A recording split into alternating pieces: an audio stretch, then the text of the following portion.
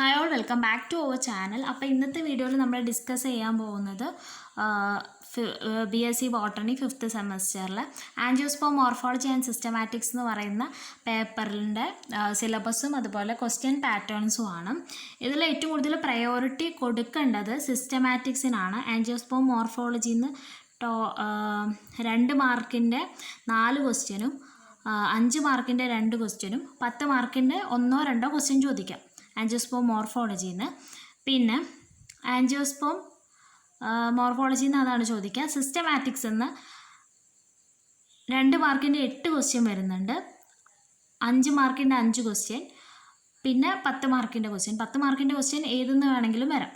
Okay, അപ്പോൾ നമുക്ക് 60 മാർക്കിനുള്ള സംഭവമായി. ഇതിൽ ഏറ്റവും കൂടുതൽ പ്രയോറിറ്റി കൊടുക്കേണ്ടത് സിസ്റ്റമാറ്റിക്സ് ആണ്. സിസ്റ്റമാറ്റിക്സ് എന്നാണ് മെജോറിറ്റി ക്വസ്റ്റ്യൻ ചോദിക്കുന്നത്. ഓക്കെ, ഇനി നമ്മൾ ആൻജിയോസ്പേം മോർഫോളജിയിൽ നമുക്ക് എന്തൊക്കെയാണ് പഠിക്കാനുള്ളതെന്ന് ജസ്റ്റ് നോക്കാം. ആദ്യം തന്നെ ടെക്നിക്കൽ ഡിസ്ക്രിപ്ഷൻ ഓഫ് ഫ്ലവറിംഗ് പ്ലാന്റ്സിൻ്റെ ടെക്നിക്കൽ ഡിസ്ക്രിപ്ഷനാണ് ആദ്യം നോക്കാനുള്ളത്. പിന്നെ ഇൻഫ്ലോറസൻസ്, അതിൽ റെസിമോസും സൈമോസ്, സ്പെഷ്യലൈസ്ഡ് തന്നെ സയാത്തിയം, ഹൈപ്പന്തോഡിയം, സയനോന്തിയം, വെർട്ടിസിലാസ്റ്റർ, തൈറസിസ്, അങ്ങനെ സ്പെഷ്യൽ ടൈപ്പും പഠിക്കാനുണ്ട്. പിന്നെ flower as a modified shoot, detailed ആയിട്ടുള്ള സ്ട്രക്ചേഴ്സ്, ഫ്ലോറൽ പാർട്സ്, അതിൻ്റെ arrangements, relative positions, cohesion, adhesion, symmetry of flowers, അത്രയാണ് ഫ്ലവറിൽ പഠിക്കാനുള്ളത്. പിന്നെ ഫ്രൂട്ട്സിൽ സിമ്പിൾ, അഗ്രിഗേറ്റ്, മൾട്ടിപ്പിൾ, അതിൻ്റെയൊക്കെ എക്സാമ്പിൾ, അതിൻ്റെ പിന്നെ സീഡിൻ്റെ സ്ട്രക്ചർ, ഡൈക്കോട്ടിൻ്റെയും മോണോക്കോട്ടിൻ്റെയും സീഡിൻ്റെ structure, albuminous and ex albuminous, എയറിൽ കരങ്ങൾ,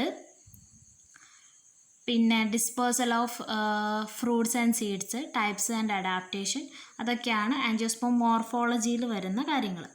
ഓക്കെ, പിന്നെ സിസ്റ്റമാറ്റിക്സിൽ കുറച്ചധികം തന്നെ ഉണ്ട്.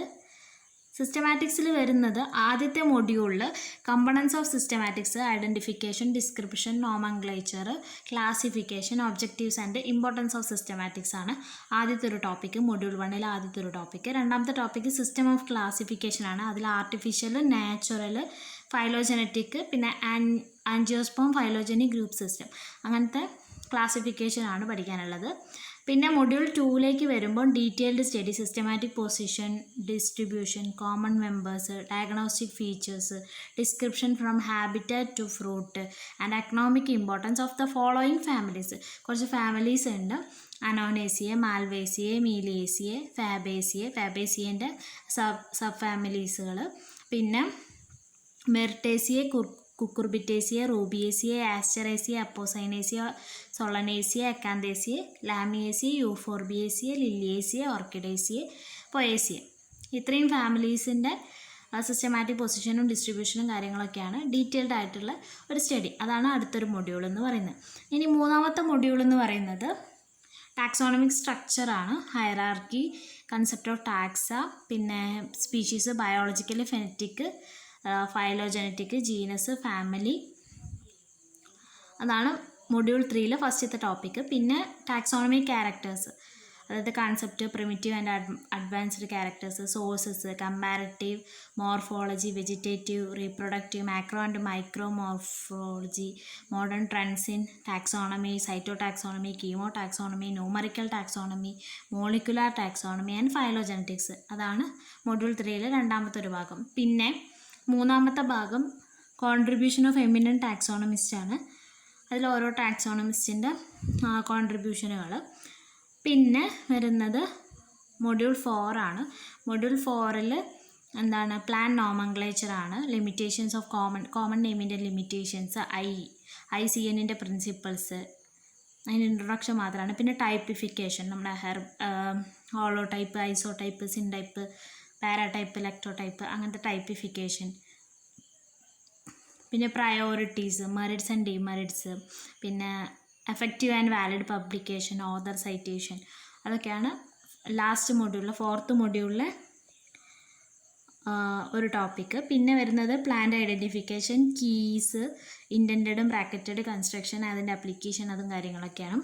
പിന്നെ അതിൽ വരുന്ന അടുത്തൊരു ടോപ്പിക്ക് ടാക്സോണമിക് ഇൻഫോർമേഷൻ റിസോഴ്സസ് ആണ്. ഹെർബേറിയം പ്രിപ്പറേഷൻ, അതിൻ്റെ മെയിൻ്റനൻസ്, ഹെർബേറിയത്തിൻ്റെ ടൈപ്പുകൾ, പിന്നെ ഇൻ്റർനാഷണൽ ക്യൂ ബൊട്ടാണിക്കൽ ഗാർഡൻ, പിന്നെ national herbarium, MH Coimbatore, virtual herbarium, botanical garden, RBG, Kew, IGB, Kolkata, TBGRI and Malabar botanical garden and institute of plant science Kozhikode. അതൊക്കെയാണ് മൂന്നാമത്തെ ഒരു ടോപ്പിക്ക് വരുന്നത്. അതിൽ നാലാമത്തെ ടോപ്പിക് എന്ന് പറയുന്നത് ടാക്സോണമിക് ലിറ്ററേച്ചറാണ്. ഫ്ലോറ, അതുപോലെ monographs, revisions, journals, online resources, database, അതൊക്കെയാണ് വരുന്നത്.